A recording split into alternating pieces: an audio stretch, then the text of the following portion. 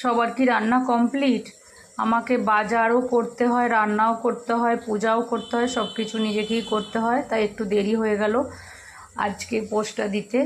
আজকে মাছের পিসগুলো খুব ভালো করে কাটিয়ে এনেছি, আর এই পেটিগুলো একটু বড় বড় রেখেছি লাউ পাতায় পাতুরি করব বলে, যেমন চিংড়ি পাতুরিটা করেছিলাম, এটাও করব লাউ পাতায়। আর সেটা পরে হবে, এখনই না।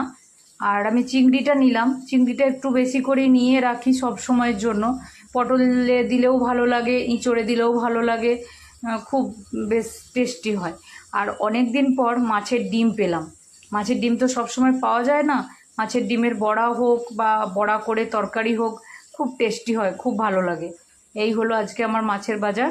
যদি ভালো লাগে ভিডিওটা অবশ্যই লাইক কমেন্ট করে পাশে থেকো, একটু শেয়ার করে দিও। আর আমার একটা ইউটিউবের চ্যানেল আছে সামন্ত ক্রিয়েশন বলে, ওটা একটু সাবস্ক্রাইব করে দিও।